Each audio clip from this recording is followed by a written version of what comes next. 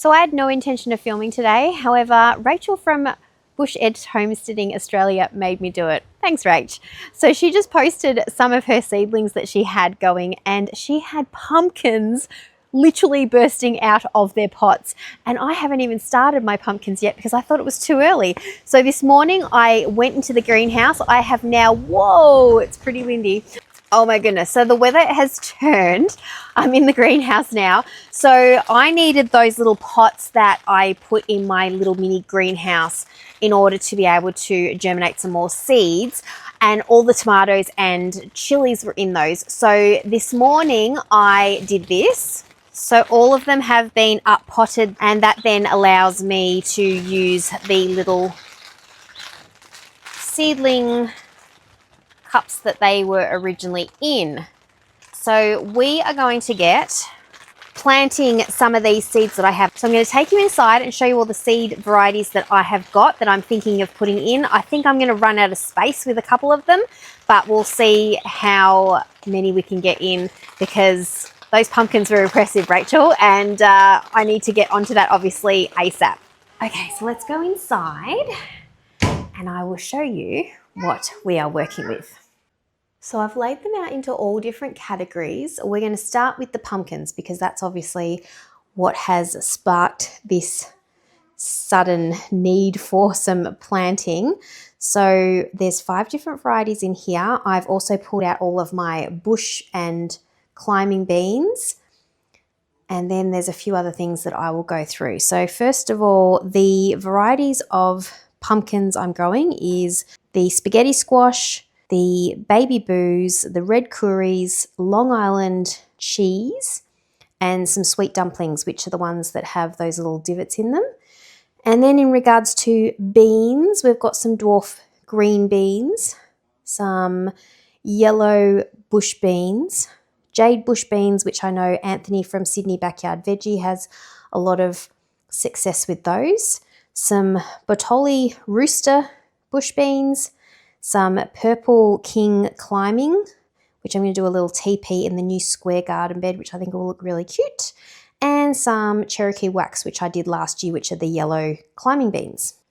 Then we just got these in the mail, so the purple tomatillos. Hopefully in the next couple of days I've got some green ones coming also.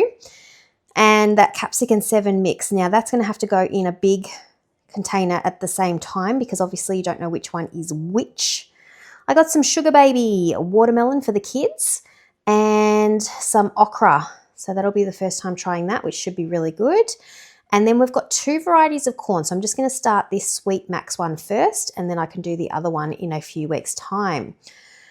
Moving on to some herbs. So I've got a toothache plant, some stinging nettle, and some Russian tarragon. I would really love the French tarragon, but haven't had any luck with those.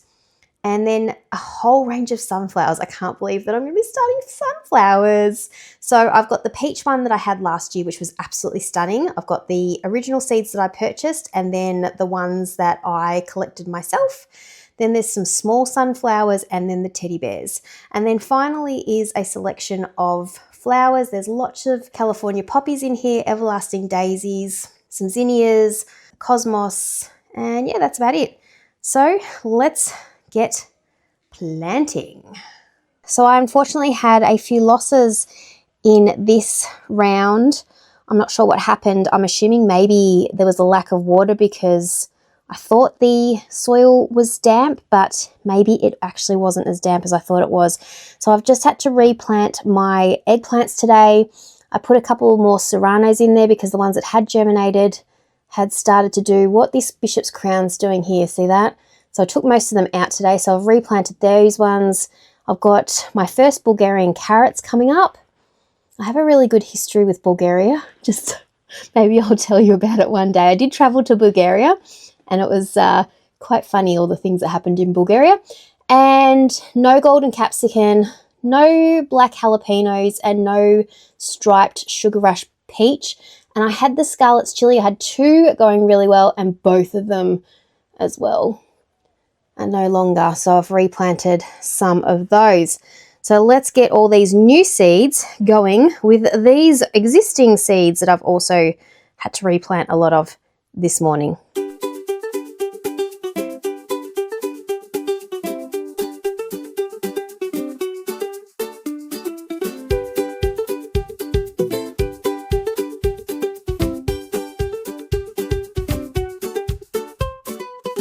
I'm interested to see what these look like because they're supposed to be like tomatoes. Okay. Similar, kind of.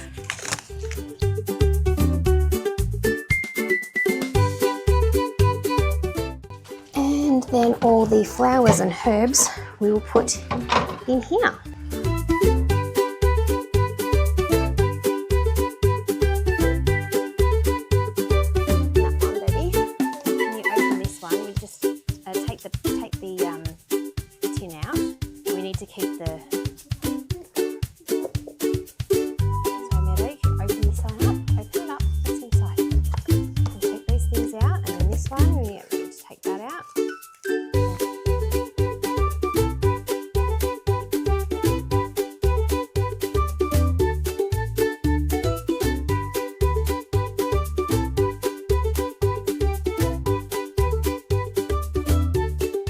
Well, thank you for coming along on this very impromptu seed sowing video. The kids did an amazing job potting up their little new planters, so we will progress report you as they start to grow. Thanks so much for watching. Have a great day, and we will see you in the next one. Bye! So the girls have done it to me again. I was listening to Amy from Three Barrow Farm last night, and she was saying that we can get our zucchini and cucumber seeds started now. That's just crazy to me, but I suppose that in 2 weeks' time when we want to be getting these out in the garden, we need to start them now. So thanks, Amy, for the reminder. Let's go see what I've got. In regards to zucchinis, I've got 4 varieties. Actually, I've got 5 because I've got some Lebanese I just realised that should be coming in the mail this week. So there's the Black Beauties, the Golden. I did both of those last year. I did do the Lebanese last year as well, but I purchased those as seedlings from Bunnings. And then I've got these 2 new varieties. So that will be very interesting to see how they go. And then with the cucumbers, I'm doing the national pickling again because I loved those for all my pickling projects. I got some Market More, some Burpless, which I think are going to be similar to a continental cucumber. Then the white one, which I'm excited about. And then I also did some of these just from Aldi. Then because I was rummaging around through everything, I found these butternut pumpkins that I didn't do in yesterday's sowing. So we will get onto some of those. And then I did find these echinacea, so I've actually put these in for a cold stratification. If you don't know what that means, that's just basically putting it into the fridge for a couple of weeks, 2 to 4 weeks, in some wet paper towel for them to start germinating. I didn't have any luck last year, so I'm going to try my luck again this year. And then she also said that you can do some parsnips and broccoli, so I'm not sure if I've got room for the broccoli. But then I also looked at the kohlrabi, and that says that you can grow these in spring, summer and autumn. So I didn't have any luck this past season, so let's try it again. And I was so impressed with how well the kids did with their plantings. The only grumble I would have about these is this kit, which was the 4 biodegradable pots. Would have been nice if they came with like just a little tag, because we don't actually know which one's which now, but that's okay. But I just thought that it would be nice if they could have had like a little push out maybe on the side where you could have put those on those pots. But really impressed with how the kids did yesterday with planting those up together. So I've planted up the seeds that I showed you this morning, all the varieties, but I realised not only do I have the Lebanese zucchini coming in the mail, but I've also got all these other varieties coming. Oh my goodness. So I have done their tags so they're ready for when the seeds come, and then I can get them planted in here. So we have got a lot of seeds that are going to be germinating, which is going to be really exciting.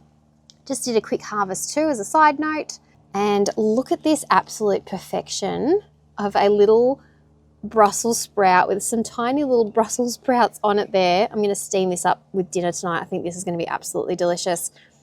The seed order I was talking about just arrived in the mail, and this includes some of the other zucchinis and cucumbers that I mentioned. But what I just wanted to quickly point out was I have got a couple of extra basils, call me crazy, but this one is blue spice, which apparently has a bit of a vanilla flavour behind it, and then licorice basil. It's probably pretty self-explanatory. So, oh, okay, and it's windy again. Oh my goodness. And some green tomatillos to go with my purple ones, and a few other things, but this one's an interesting one, this perilla, which I heard somebody put this in their sushi rolls and it adds an interesting flavour. So we will give that a go. Okay, let's do this together. So when we started this, I could see lots of roots through the plastic, but I'm not gonna lie, I can't really see that many now. And now this has been in for a very long time. So hopefully we've got, I assume so. Let's just open it up and see. Okay, moment of truth. I'm gonna leave the orange one because the orange one has got these teeny little sprouts coming off it. This one, I might just go grab my gloves. Actually, I might need a little pronger. Okay, third time lucky. Okay, and then apparently you just like take these off with their roots, but oh, how's that gonna happen? I'll try this one because I can see some roots coming off this, so it doesn't matter. Oh, there's a bug in there. Sorry, buddy. Okay, so I've just snapped that one off, and oh, okay, so there's one. I'm trying not to damage the root systems. This is the biggest one. Oof. Oh, that's got a good root. Yes. So what do we do when they don't have roots? Do we just put them in some water? I can see some little like nodules on it. This might be too hard to see. I'm going to leave this one intact, do some research, and then I will perhaps just snap these off, because I know that this technique with the soil has allowed the roots to develop. So this would be the normal way that you would do it. So before I snap them off, which I think is all you do, you snap them off and you put them in water so that they will create some roots, but I'll leave it and just make sure I'm doing the right thing. I got a couple of pots ready because I didn't know how big these root systems would be, and this one being the biggest, I think we're going, oh, as I just lost that whole big clump. That's okay. We'll put that one in this pot, I think. All right, I'll get potted up with these. I'll do some research on that, and I will be back once it's all done.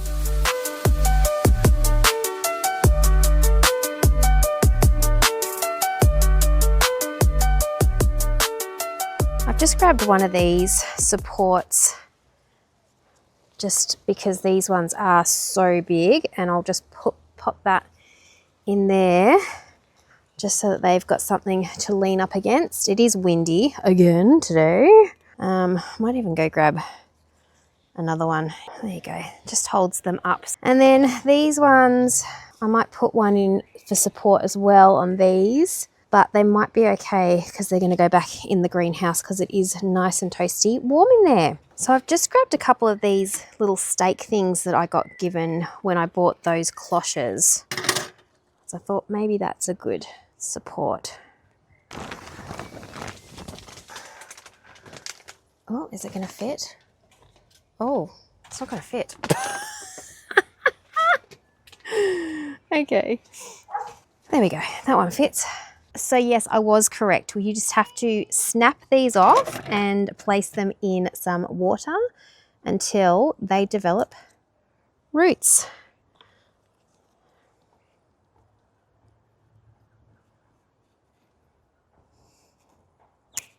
Small person behind me. Ta-da! Okay, looking forward to these going in the garden soon. I have actually bought another pea straw bale this time instead of just the straw bale, just to see a comparison as to the nutrient levels, whether they might be slightly better.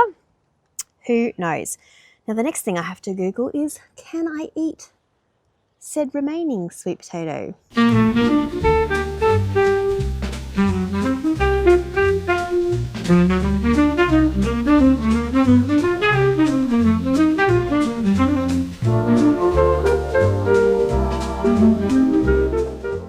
It's a beautiful colour, this purple. Oh my goodness, look at that. Wow, that's so pretty. So from my sweet potatoes and I, see you in the next one.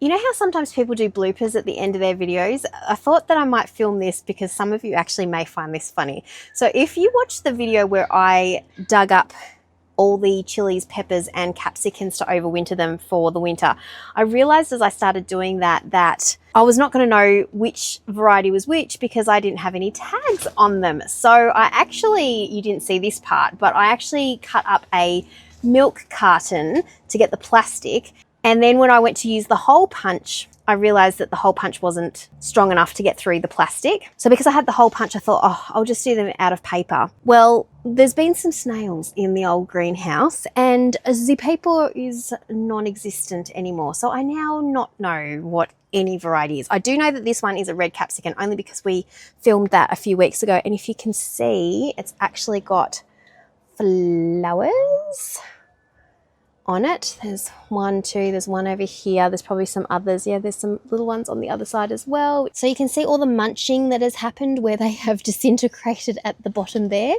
And that would have been from slugs and snails. So the funny part comes in the fact that when I bought these cloches to go over all the brassicas for the winter season, they actually came with a packet of those stakes that I just used to keep the sweet potatoes up and a whole heap of plastic tags. Now, if I had have remembered about these, I would have used these and they would still be hanging on my chilies, peppers and capsicums. But no, I did not think in the moment, made them out of paper. So learn from my mistakes. Don't make tags out of paper because they will either disintegrate from the weather, the rain, or just the insects, bugs, slugs, snails. See you guys. Bye.